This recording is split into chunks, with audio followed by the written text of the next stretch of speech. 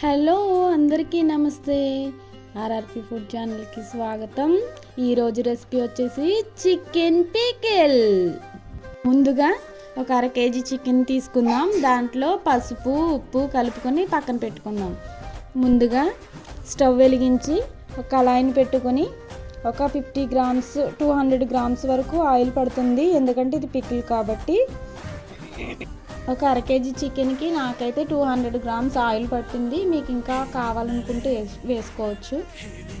Oil heat ఎక్కిన తర్వాత clean చేసుకున్న చికెన్ని కళాయిలో వేసుకోవాలి.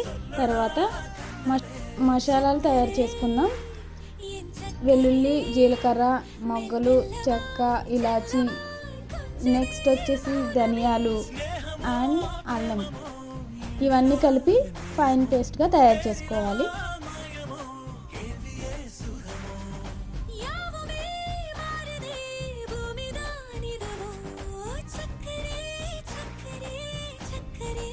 టెక్స్చర్లో వస్తే సరిపోతుంది పికిల్కి.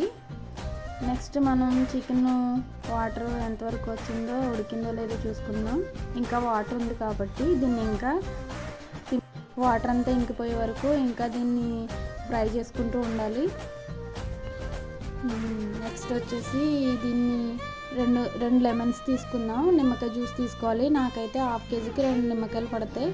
పులుపు ఇంకా కావాలనుకుంటే మీరు అడ్జస్ట్ చేసుకోవచ్చు. 2 నిమ్మకాయలు తీసుకుని అప్పుడే యాడ్ చేయకూడదు, లాస్ట్ని యాడ్ చేసుకోవాలి.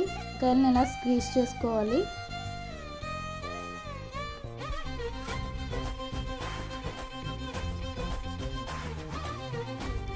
దీన్ని ఇలా ఇంకా గోల్డెన్ బ్రౌన్ కలర్ వచ్చే వరకు దీన్ని ఇలా వేపుకుంటూ ఉండాలి. కొంచెం సమయం పడుతుంది, ఎందుకంటే మామూలుగా చికెన్ నిలవ ఉండాలి కాబట్టి, బాగా వేగాలి కాబట్టి.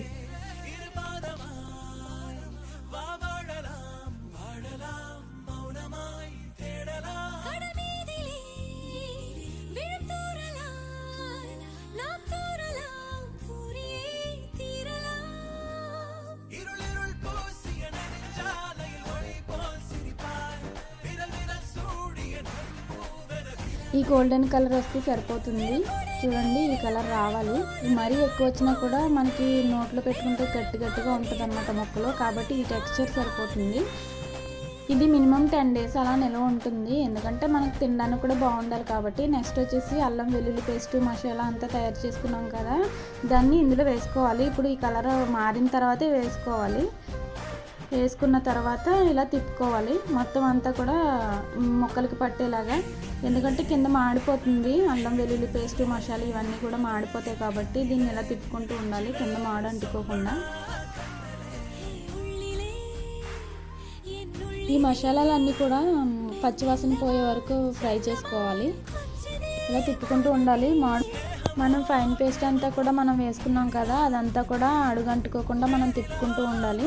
ఇప్పుడు నెక్స్ట్ సాల్ట్ యాడ్ చేసుకుందాం. సాల్ట్ మొత్తం ముక్కలంతా పట్టేలాగా తిప్పాలి.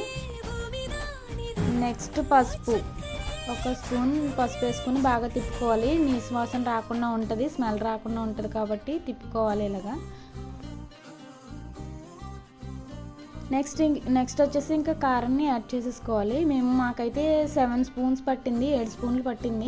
7 to 8 మా కారం అడ్జస్ట్ని బట్టి మీకు ఎంత కావాలనుకుంటే ఇంకా పెంచుకోవచ్చు, లేదంటే కారం తగ్గించుకోవాలనుకుంటే తగ్గించుకోవచ్చు. ఇప్పుడు వెంటనే బాగా కలుపుకోవాలి, ముక్కలకు బాగా పట్టేలాగా కలిపి సిమ్లో పెట్టుకోవాలి.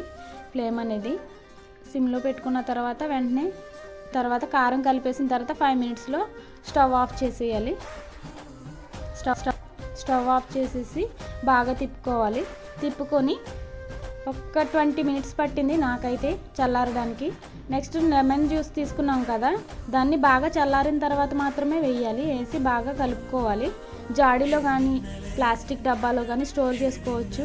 మినిమం 10 days వరకు ఉంటుంది, చాలా బాగుంటుంది. ఒకసారి ట్రై చేయండి మీరు కూడా. నాకైతే చిన్న జాడీ నిండా వచ్చింది ఒక 1/2 కేజీ చికెన్కి. చికెన్ పికిల్, ఈ టేస్టీ చికెన్ పికిల్ మీరు కూడా ట్రై చేయండి. మీరు ఒకసారి ఫస్ట్ నుంచి లాస్ట్ వరకు కూడా స్కిప్ చేయకుండా చూడండి. ఒకసారి ట్రై చేసి ఎలా వచ్చిందో నాకు కామెంట్ చేయండి. మీ అందరూ బాగుండాలి, అందులో నేను కూడా ఉండాలని నేను కోరుకుంటున్నాను. మీరందరూ కూడా లైక్ చేయండి, షేర్ చేయండి, సబ్స్క్రైబ్ చేయండి, కామెంట్ చేయండి ప్లీజ్. మీరందరూ కూడా నా ఛానల్ని సపోర్ట్ చేయండి. మరిన్ని రకరకాల వంటలతో మీ ముందుంటాను. Thank you. నా మరిన్ని వీడియోస్ మీకు రావాలంటే గంట సింబల్ని కూడా నొక్కాలి, ఎందుకంటే మీకు నోటిఫికేషన్స్ ద్వారా కూడా నాకు వస్తాయి నా వీడియోస్. మరిన్ని వీడియోస్ కోసం నన్ను సపోర్ట్ చేయండి. Please like, share and subscribe. Thank you. మా మమ్మీ వీడియో సబ్స్క్రైబ్ చేయండి. బాయ్. మా మమ్మీ వీడియోస్ సబ్స్క్రైబ్ చేయండి. Thank you. బాయ్.